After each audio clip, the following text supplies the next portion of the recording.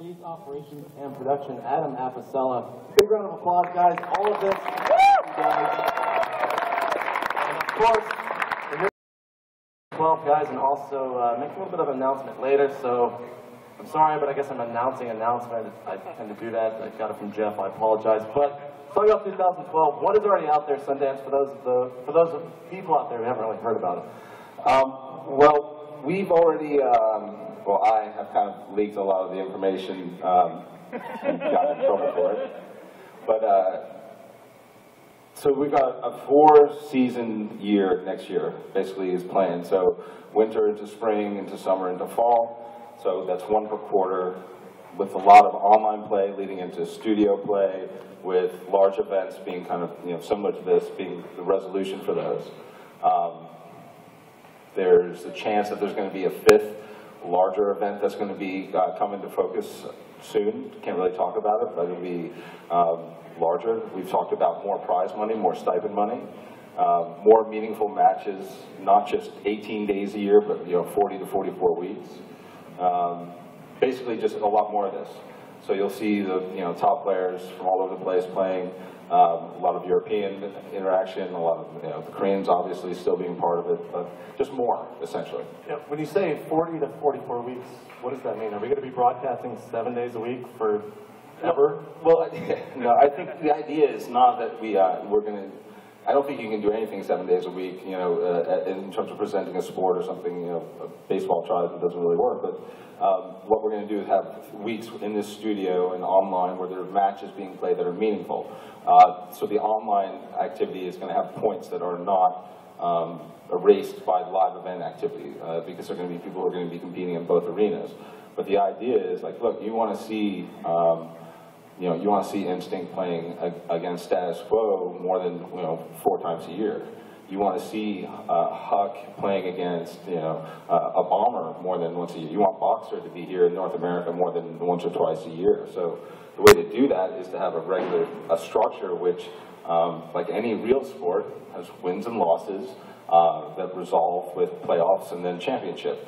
And we think that we can do 4 next year, meaning 4 seasons. So you'll have 4 champions for those seasons, and then possibly a grand champion for the entire year. Now, one of the big questions is always like global expansion. When is MLG going to go outside the U.S.? Is that going to be 2012?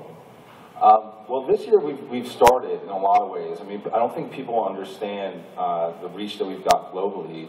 171 countries tuned into the last event. This event we don't know yet. Obviously, it's not over yet, but that's most countries on the planet seeing this activity as we do it right here. With what we want to do next year, there's going to be much more of an involvement with international expansion. Obviously, the Korean activity we've currently got is great, but there needs to be a little bit of separation, I think, because until the North American scene catches up in terms of it making sense to put in 8 hours a day, 9 hours a day, 10 hours a day, let's say in StarCraft, until whether it's Gears or Halo, or until we've got a system where it makes enough sense for people to be dedicating that much time, we're lagging behind. So we're going to have some focus and try to bring people, like there are European people who play Halo, for example, or who play Gears or Call of Duty. We want to try and bring all of those folks over by having regional qualification processes in place, by working with folks on the ground, but also having online activity. So yes, the plan for next year is for there to be qualifications that are globally based as opposed to just this. Now, Adam, kind of up until this year, MLG's always been about Halo. StarCraft 2 is really kind of taken over, and I want to know next year, we're going to see more titles here on the pro circuit, or is it just going to kind of stick to the Halo, the Black Ops, and the StarCraft 2? You're definitely going to see more titles. Whether it's a different FPS or additional FPS, MOBA title like a Han or a Dota or a League of Legends, Riot's here this weekend. We're definitely going to see more titles next year, online, in the studio that Sundance mentioned, and here in the pro circuit. What about prize pool? I mean, it always comes up. Sundance, I think, answers that or fields the question probably 30 times a day on Twitter. Are we going to have a bigger prize pool next year? The prize pool for StarCraft will be significantly higher next year. Any numbers? Anything?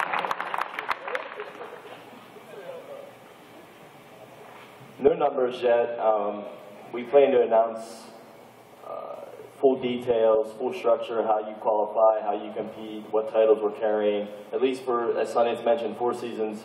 For Q1, we plan to announce pretty much full details by Providence. So in Providence, we plan to do a live announcement on what we're doing for 2012, how you compete, how you get on the circuit, what the prize money will be, scope of the broadcast. Yeah, and one thing I want to add to it is that the structure that we currently have, so we come out with an announcement in November about what the next year will look like, and then we start to announce the dates, historically at least, and there's a locked-in number. With the structure that we're talking about for next year, with these seasons, if the first season does really well, if a lot of people tune in and watch, the second season could see an increase in prize money.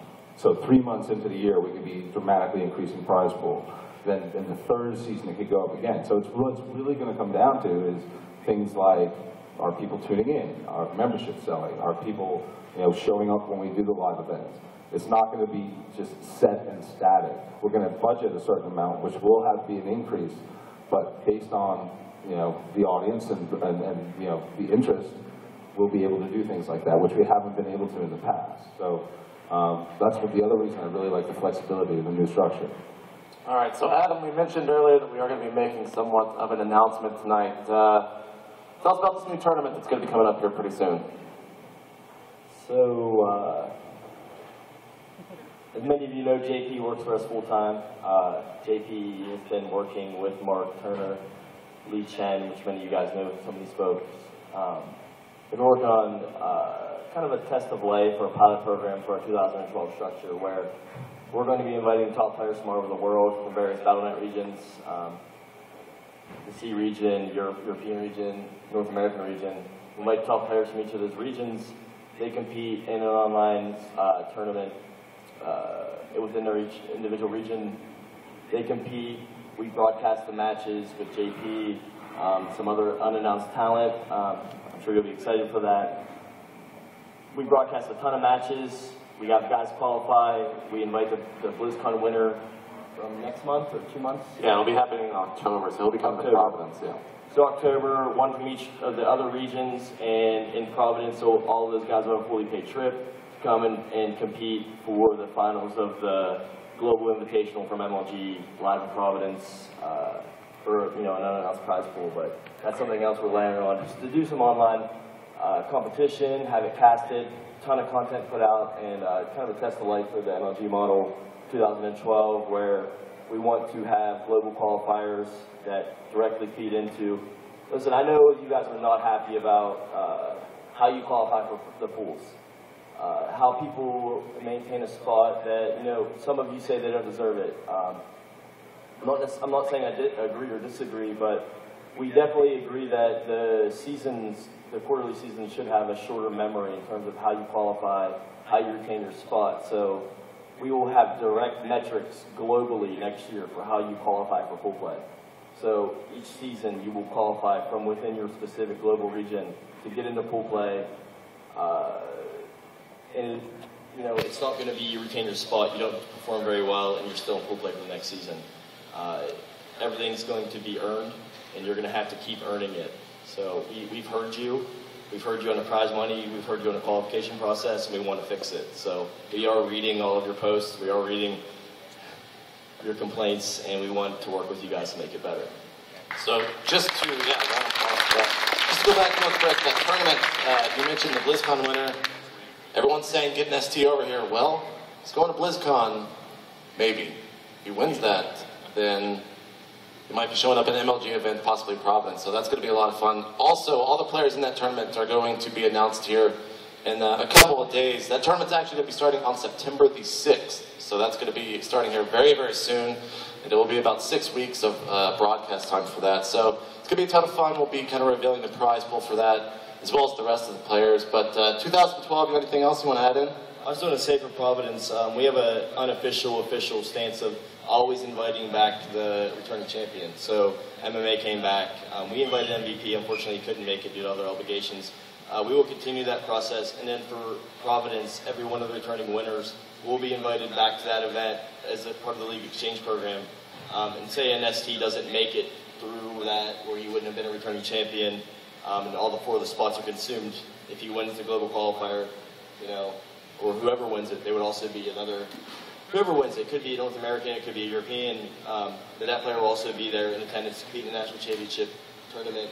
So I guess the bottom line is there's going to be a ton of great players at that last event, whether through this invitational or through our exchange program or just through, you know, our qualification process throughout the year. So the last thing I'll add, just because I like to talk last, other than JP, is to Adam's point. You can, you know, say that we're doing everything wrong or say that we're doing everything right, but the thing that we really need is we need feedback. When you guys give us feedback, we react to it. Hopefully you've seen that. Hopefully you see that up on the stage and you see it in what we do with our tournament structure. Keep in mind that this is really the first year that we've run this game on scale. And we think we do a pretty good job, but there's some room for improvement. Well, what we need to know is we need that feedback, we need that back channel. We do pay attention, and we are striving to make it what we think it can be. So, you know, keep it somewhat respectful. If you've got a real issue and you got a vent, blame me. If you want to, you know, congratulate anybody, congratulate these guys or praise these guys. But at the same time, just keep in mind, we learn when things don't go the way they're supposed to. And hopefully we improve on that. And the most important thing is for you guys to know that we do care about getting this right. So help us make sure that we're getting it right. Tell us when you think we're wrong. Not going to always agree with you, but just tell us so we can try and improve it, you know, each and every time out. All right, guys. Well, for everyone here in Raleigh, make sure you guys be safe tonight. Of course, there's the hurricane around. We'll make sure that the stream stays as stable as possible here. Yeah, there's a lot of power outages in the outer region of North Carolina, especially on the coast. So we saw some blips in terms of what was happening with a little bit of lag out. But hopefully we'll be all right. But seriously, be safe. And if you've got anybody who's on the coast, you know, tell them to be safe and be cautious and stay away from the windows. Yep, but we'll be back tomorrow morning with some more StarCraft 2, Halo, and Call of Duty. Guys, thanks for tuning in for day 1. We're closing out.